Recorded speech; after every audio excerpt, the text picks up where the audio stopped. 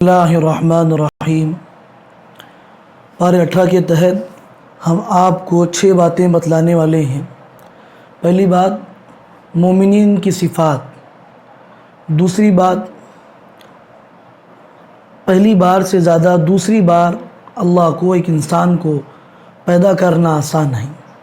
तीसरी बात है एक गुनाहगार जब मौत को देखता है तो फिर से दुनिया में जीने की तमन्ना करता है।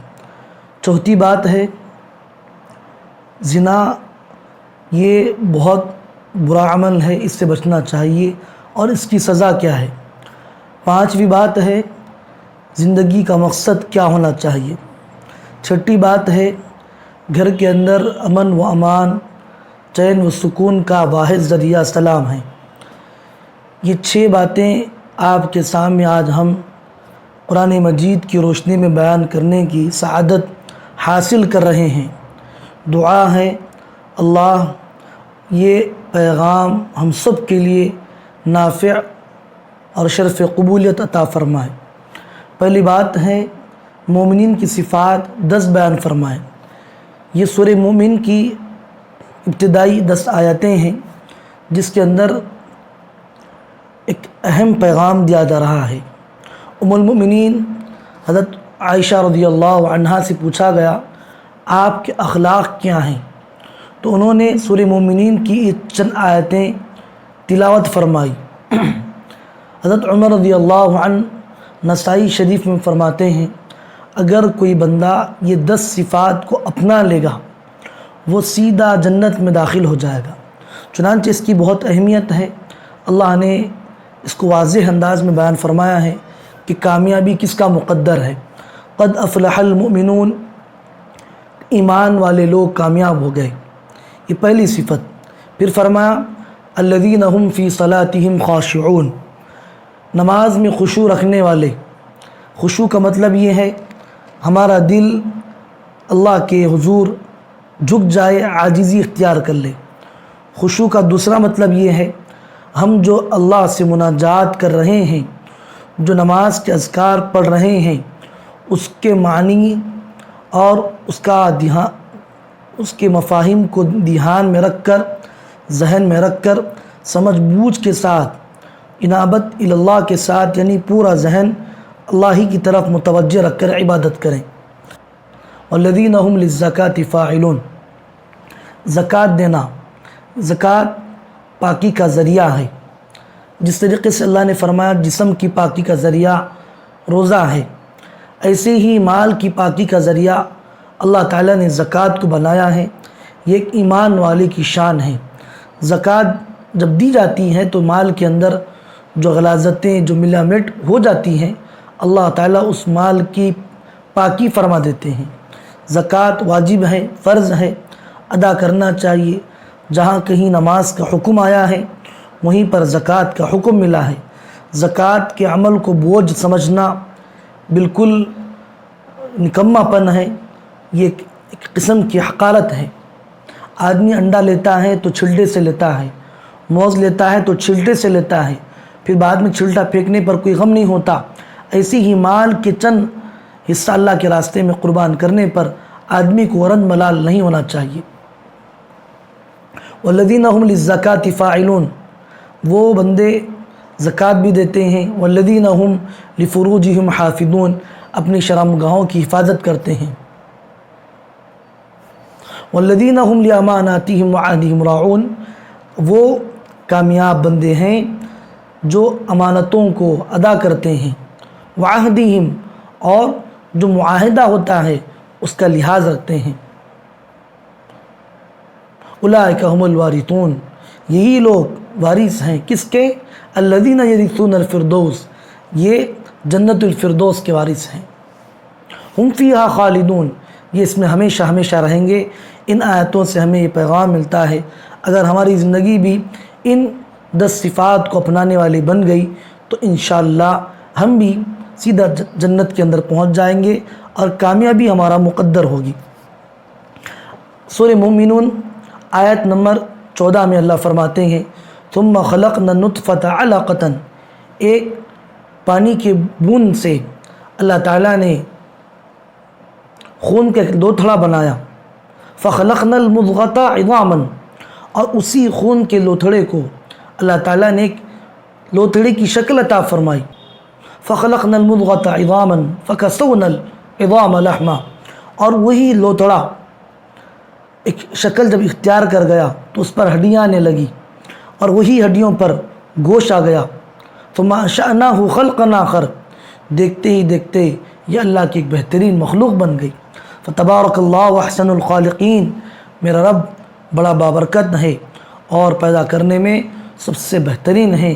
آپ کی کارکردگی، آپ کا پیدا کرنا سب سے پیارا ہے، سب سے خوبصورت ہے۔ اس آیت سے یہ بات معلوم ہوتی ہے یہ پیدا کرنا بھی اللہ کی قدرت ہے۔ ثم انکم بعد ذلک لمیتون، ایسی ہی ایک وقت آئے گا اللہ تمہیں موت دے دیں گے، یہ زندگی ملنے کے بعد تمہیں موت ہو جائے گی، تم اللہ کے چلے جاؤ گے۔ ثم انکم یوم القیامۃ تبعثون، پھر تمہیں قیامت کی دن دوبارہ اللہ پیدا کرے گا۔ اس آیت میں پیغام دیا جا رہا ہے پہلی بار پیدا کرنا اللہ کے لیے جب مشکل نہیں تھا تو دوسری بار اس بندے کو پیدا کرنا میرے رب کے لیے مشکل نہیں ہے بلکہ بہت آسان ہے۔ یہاں پر بات سمجھ لیجئے، پہلی بار بھی پیدا کرنا آسان ہے، دوسری بار پیدا کرنا بھی اللہ کے لیے کوئی مشکل نہیں ہے، اس لیے آخرت کا انکار نہیں کرنا چاہیے۔ یہ زندگی آخری زندگی ہے، موت کے بعد عالم برزخ کے حالات شروع ہو جاتے ہیں، پھر آخرت کی منازل انسان کو طے کرنا پڑتا ہے۔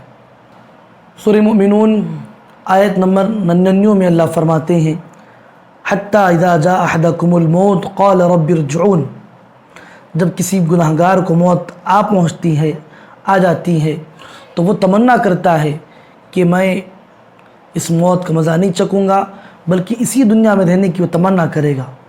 لعلی اعمل صالحا فیما ترکت، میں جو دنیا چھوڑ کر جا رہا ہوں اس میں آنے کی تمنا اس بات کی کرتا ہے کہ میں اس میں اچھے اعمال کروں گا۔ کلا، یہ ایسا ہونے والا نہیں ہے، ایک بار زندگی مل گئی بس وہی زندگی ہے۔ انہا کلمۃ ہوا قائلھا ومن ورائہم برزخ الی یوم یبعثون، جب سے مر گئے ہیں، جب سے لے کر پھر عالم برزخ قبر سے اٹھائے جانے تک، آخرت کے منازل تک آدمی کو دوبارہ دنیا میں نہیں بھیجا جائے گا، یہی آخری زندگی ہے۔ اس لیے میرے دوستو، اس زندگی کو قیمتی بنانے کے لیے ہم گناہوں کا چھوڑنا، دل کی مکاریوں کا چھوڑنا، اپنے نگاہوں کو پاک بنانا، اپنی سیرت کو خوبصورت بنانا، یہ ہم پر لازم اور فرض ہے۔ 115 سورہ مومنون 115 میں اللہ فرماتے ہیں افحسبتم انما خلقتم عبثا وانکم الینا لا ترجعون، کیا تم یہ سمجھتے ہو کہ ہم نے تمہیں بیکاری میں پیدا کیا ہے؟ نہیں، بلکہ پیدا کرنے کا ایک مقصد ہے۔ بزرگاں فرماتے ہیں مقصد زندگی اللہ کی بندگی، مقصد حیات اللہ تعالیٰ کی یاد، اس لیے ہم دنیا میں آئے ہیں تاکہ ہم اللہ کے بندے بن جائیں، اسی لیے زندگی ہے، مقصد زندگی اللہ کی بندگی۔ سر کے بال سے لے کر پیر کے ناخن تک ہمارا ہر عمل اللہ کے نبی صلی اللہ علیہ وسلم کے سنتوں سے مزین ہو، ہمارا ظاہر ہمارا باطن اللہ کے لیے جینے والا، اللہ کے لیے مرنے والا ہو۔ یہی اس آیت سے پیغام دیا جا رہا ہے کہ بندہ بیکاری میں پیدا نہیں کیا گیا، اس کا ایک مقصد ہے، وہ مقصد اللہ کی بندگی ہے۔ سورہ نور آیت نمبر 2 میں اللہ فرماتے ہیں الزانیۃ والزانی فاجلدوا کلاہما، زنا کرنے والی، زنا کرنے والا یہ عمل کرتا ہے تو اللہ اس کو 100 کوڑے مارنے کا حکم دیتے ہیں، جبکہ وہ غیر شادی شدہ ہو۔ اگر شادی شدہ ہوگا تو اسے سنسار کر دیا جائے گا، یعنی پتھریں مار مار کر انہیں ہلاک کر دیا جائے گا۔ اللہ صرف زنا کی مذمت نہیں بیان کرتے، بلکہ اللہ یوں کہتے ہیں وَلَا تَقْرَبُوا الزِّنَا إِنَّهُ كَانَ فَاحِشًا، زنا کرو نہیں بلکہ زنا کے قریب بھی مت جاؤ، اس لیے کہ وہ گندہ برا عمل ہے۔ اس لیے میرے عزیز دوستو، اس گندے عمل سے اپنے آپ کو پاک صاف رکھنا یہ بہت ضروری ہے۔ بندے کی عمدہ صفت پاک دمنی ہے، آدمی کو پاک دمنی والا راستہ اختیار کرنا چاہیے، کبھی اپنے دامن کو داغدار ہونے سے بچانے کی کوشش کرنا چاہیے۔ یہ اللہ کی طرف سے گناہ کی مذمت کے ساتھ اللہ نے سزا بیان فرمائی۔ زنا کرنے والے کو 100 کوڑے، زنا کرنے والی کو 100 کوڑے، اگر شادی شدہ ہے تو اسے اتنا مار دیا جائے، پتھروں سے مار مار کر اسے ختم کر دیا جائے، اسے دنیا میں جینے کا کوئی حق نہیں ہے۔ سورہ نور آیت نمبر 61 میں اللہ نے گھروں میں برکت اترنے کا، گھر کے اندر امن و امان باقی رہنے کا واحد ذریعہ سلام بتایا ہے۔ فَإِذَا دَخَلْتُمْ بُيُوتًا فَسَلِّمُوا عَلَىٰ أَنفُسِكُمْ تَحِيَّةً مِّنْ عِندِ اللَّهِ مُبَارَكَةً طَيِّبَةً، جب تم اپنے گھروں میں داخل ہو تو سلام کے ذریعے سے آؤ۔ یہ سلام اللہ کی طرف سے ملاقات کا ایک ذریعہ ہے جو بابرکت ہے، اس کے اندر اللہ تعالیٰ نے پاکیزگی رکھی ہے اور یہ تمہیں اللہ نے تحفتاً دیا ہے۔ تحیتاً ملاقات کے لیے، من عند اللہ مبارکۃ طیبہ، یہ اللہ کی جانب سے ملاقات کا بہترین پاکیزہ ذریعہ ہے۔ اس لیے گھروں میں آنے میں، کبھی بھی ہم گھروں میں اپنے داخل ہوں، سلام کو عام کرو۔ سلام محبتوں کا ذریعہ ہے، سلام الفتوں کا ذریعہ ہے، سلام دل کی نفرتوں کو ختم کرنے کا ذریعہ ہے، سلام گھروں کے اندر رحمت اور برکت برسنے کا ذریعہ ہے۔ اللہ سے دعا ہے اللہ تعالیٰ صحیح معنی میں عمل صالح کی توفیق عطا فرمائے۔